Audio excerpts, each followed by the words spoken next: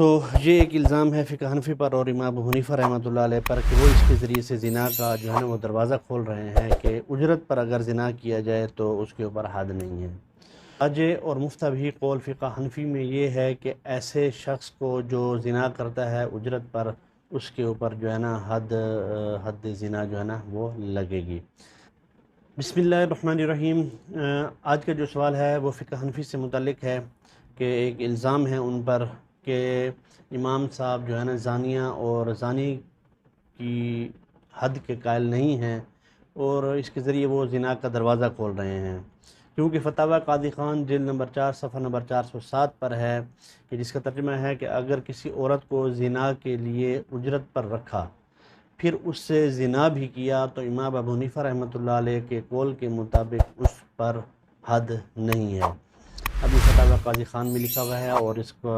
جو نسبت کی گئی ہے امام ابو حنیفہ رحمۃ اللہ علیہ کی طرف کی گئی ہے۔ اسی طرح در المختار جلد نمبر 6 صفحہ نمبر 46 پر جو ہے نا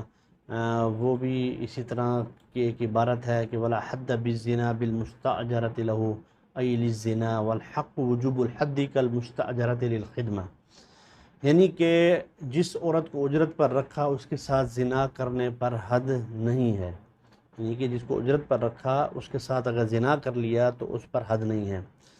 تو اس کے آگے لکھا ہوا ہے کہ لیکن صحیح یہ ہے کہ اس پر حد واجب ہے، جیسے کہ خدمت کے لیے اجرت پر رکھی گئی عورت کے ساتھ زنا کرنے پر حد ہے۔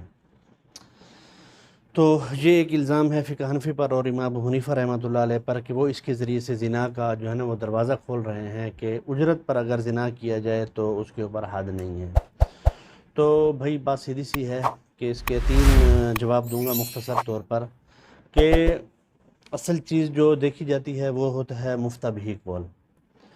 اور راجح اور مفتبی قول فقہ حنفی میں یہ ہے کہ ایسے شخص کو جو زنا کرتا ہے اجرت پر اس کے اوپر جو ہے نا حد زنا جو ہے نا وہ لگے گی، جیسے کہ در المختار کی عبارت میں نے آپ کے سامنے پڑھی کہ والحق وجوب الحد کالمستاجرۃ للخدمہ تھی، کہ جو جلد 6 صفحہ نمبر 46 پر ہے کہ صحیح بات یہی ہے کہ اس پر حد واجب ہے، جیسا کہ خدمت کے لیے اجرت پر رکھی گئی عورت کے ساتھ زنا کرنے پر حد ہے، یعنی کہ اگر خدمت کے لیے اجرت پر عورت رکھی اور پھر اس کے ساتھ زنا کر لیا تو اس کے اوپر حد جاری ہوگی۔ تو فقہائے احناف کے ہاں جب گانے، نوحہ اور اسی طرح کے لوح لعب کی جو چیزیں ہیں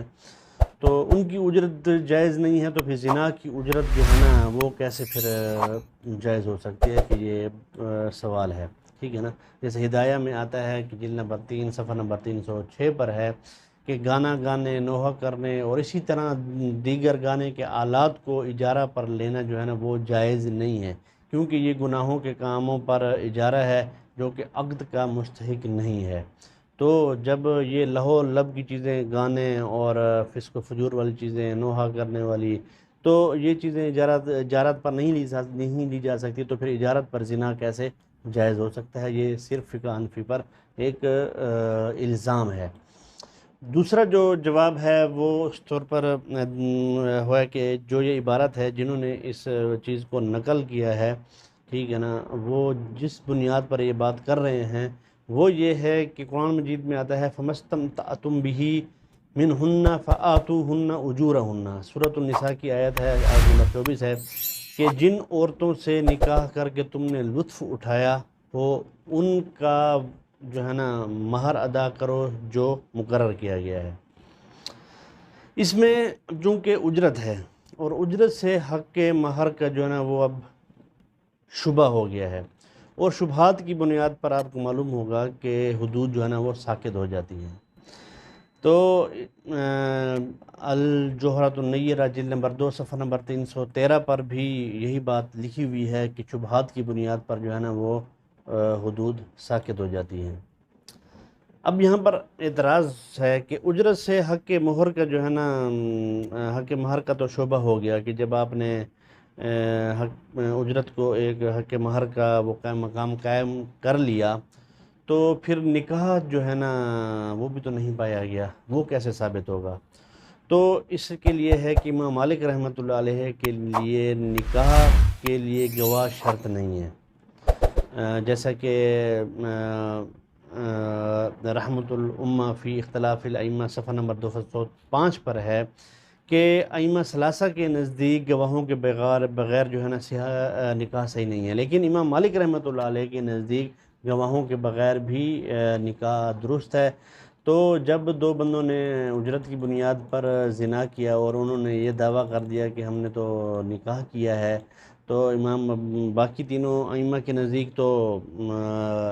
نکاح صحیح نہیں ہے، وہ نہیں اس کو مانتے، لیکن امام مالک رحمۃ اللہ علیہ کہتے ہیں کہ گواہوں کے بغیر نکاح درست ہے۔ تو اس وجہ سے جو ہے نا یہاں پر بھی ایک شبہ پیدا ہو گیا ہے، اور شبہ سے حد کا ساقط ہو جانا ایسا ہی ہے کہ جیسے کہ مشکات شریف میں ہے کہ رسول اکرم صلی اللہ علیہ وسلم نے نکاح جو ولی کے بغیر کیا گیا ہو تو اس کو 3 بار جو ہے نا باطل قرار دیا ہے۔ تو امام مشکات المصابیح میں جو ہے جلد نمبر 2 میں صفحہ نمبر 229 پر کہ حضرت عائشہ رضی اللہ تعالیٰ عنہ سے روایت ہے کہ رسول اکرم صلی اللہ علیہ وسلم نے فرمایا، جس عورت نے بھی اپنے ولی کے بغیر نکاح کیا تو اس کا نکاح باطل ہے، باطل ہے، باطل ہے، ٹھیک ہے۔ اگر خاوند نے اس سے لذت اٹھا لی تو اس عورت کو مہر ملے گا، کیونکہ اس شوہر نے اس عورت سے جو ہے نا وہ نفع اٹھا لیا ہے۔ تو یہاں آپ صلی اللہ علیہ وسلم نے اس پر مہر جو ہے نا وہ مقرر فرما دیا ہے، اور اس پر حد جو ہے نا وہ جاری نہیں کی۔ تو یہ ایک ہے کہ جب مہر مقرر ہو گیا اور حضور صلی اللہ علیہ وسلم نے حد جاری نہیں کی، حالانکہ حضور صلی اللہ علیہ وسلم حدیث میں خود کہہ رہے ہیں کہ وہ نکاح باطل ہے، تو یہاں پر کیونکہ شبہ پیدا ہو گیا ہے تو حد پھر جو ہے نا وہ ساقط ہو گئی ہے۔ اس طرح موطا امام مالک رحمۃ اللہ علیہ میں ہے کہ صفحہ نمبر 507 پر نکاح متع سے متعلق حضرت عروہ بن زبیر رضی اللہ تعالیٰ عنہ سے روایت ہے کہ حضرت خولہ بنت حکیم حضرت عمر رضی اللہ تعالیٰ عنہ کی خدمت میں حاضر ہوئیں اور ان سے عرض کیا کہ ربیعہ بن امیہ نے ایک عورت سے متع کیا ہے جس سے وہ حاملہ بھی ہو گئی ہیں۔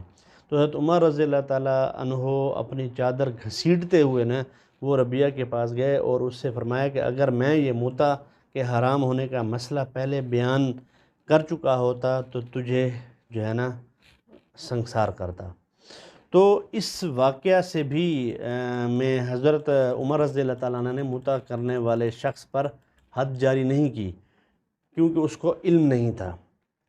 حالانکہ حضرت عمر رضی اللہ تعالیٰ عنہ کے نزدیک متع حرام اور قابل سنگسار ہے۔ شاہ ولی اللہ محدث دہلوی رحمۃ اللہ علیہ فرماتے ہیں کہ امام شافعی رحمۃ اللہ علیہ ہر وہ توجیہ جو کسی سنی مستند عالم نے کی ہو، اس توجیہ کی وجہ سے وطی کو حلال کہا ہو کسی نے بھی، تو اس وطی پر حد کے قائل جو ہے نا وہ نہیں ہے، اگرچہ وطی کرنے والا اس کو حرام جانتا بھی ہو۔ مثلا ولی کے بغیر نکاح امام حنیفہ رحمۃ اللہ علیہ کے مذہب میں جائز ہے، یعنی کہ ولی کی اجازت کے بغیر جو ہے نا نکاح نہ ہو سکتا ہے، اور گواہوں کے بغیر جو ہے نا امام مالک رحمۃ اللہ علیہ کے نزدیک جو ہے نا وہ جائز ہے۔ تو اب یہاں پر امام شافعی رحمۃ اللہ علیہ جو ہے نا حالانکہ وہ کہتے ہیں کہ ولی کی اجازت بغیر نکاح نہیں ہوتا، جیسے حدیث شریف میں آیا ہے، لیکن امام حنیفہ رحمۃ اللہ علیہ کے نزدیک ہو جاتا ہے۔ تو امام شافعی رحمۃ اللہ علیہ کے نزدیک بھی کہ کہتے ہیں کہ اگر اس نے ولی کی اجازت بغیر نکاح کر لیا، ٹھیک ہے نا، حالانکہ وہ ناجائز ہے امام شافعی کے نزدیک، لیکن پھر بھی وہ امام ابو حنیفہ رحمۃ اللہ علیہ کے قول کو لے کر اس پر حد کے قائل نہیں ہے، حالانکہ ان کے نزدیک نکاح نہیں ہوا ہے اور انہوں نے بستری بھی کر لی ہے تو اور لذت بھی اٹھا لی ہے، تو پھر بھی اس پر کیا ہے کہ حد جاری نہیں ہوگی۔ لہٰذا اس مسئلہ میں حد کا ساقط ہونا احناف کا محض دعویٰ نہیں، بلکہ یہ موقف قرآن، سنت اور آثار صحابہ کے مذکورہ دلائل سے ثابت ہے۔ لہٰذا فقہ حنفی پر اعتراضات دراصل جو ہے نا قرآن و سنت کے ان واضح دلائل سے جو ہے نا وہ بے خبری ہے، یا اس کو لا علمی ہی کہا جا سکتا ہے۔ اور تیسری جو بات ہے یا تیسری دلیل جو ہے وہ اس پر یہ ہے کہ حد زنا کے نہ ہونے کا یہ مطلب نہیں ہوتا کہ اس پر تعزیر بھی نہیں ہے، غلط کام کیا ہے انہوں نے، بالکل بھی غلط کام کیا ہے۔ اب احناف جو کہہ رہے ہیں کہ اس پر حد نہیں ہے، تو لیکن اس کا مطلب یہ نہیں ہے کہ اس کو چھوڑ دیا جائے گا، بلکہ اس پر تعزیر لگائی جا سکتی ہے، اور سخت سے سخت تعزیر لگائی جا سکتی ہے، یہاں تک کہ وہ حد کے جو جس پر حد جاری ہوتی ہے اس سے بھی سخت سزا دی جا سکتی ہے۔ مثلا حضرت ابن عباس رضی اللہ تعالیٰ عنہ سے مروی ہے کہ جو آدمی کسی جانور سے من عطا بہیمۃ فلا حد علیہ، کہ جو شخص کسی جانور سے بدفعلی کرے تو اس پر حد نہیں ہے۔ تو اب اس سے یہ نتیجہ نہیں اخذ کیا جا سکتا کہ ایسے آدمی پر کوئی سزا ہی نہیں ہے۔ اب اسے جانور سے بدفعلی کی ہے تو اس پر حد نہیں ہے، تو یا کوئی اس نے کوئی یہ بہت اچھا کام کر دیا ہے، اب نہیں اس پر حد تو نہیں ہے، لیکن یہ ہے کہ اس کو تعزیراً جو ہے نا، کیونکہ اس نے ایک غلط کام کیا ہے، معاشرے میں برائی پھیلنے کا اس سے خدشہ ہے، ٹھیک ہے نا، تو اس کو تعزیراً سخت سے سزا جو ہے نا وہ دی جا سکتی ہے۔ تو امید ہے کہ آپ کو یہ مسئلہ سمجھ آ گیا ہوگا۔ وما علینا الا البلاغ۔ السلام علیکم۔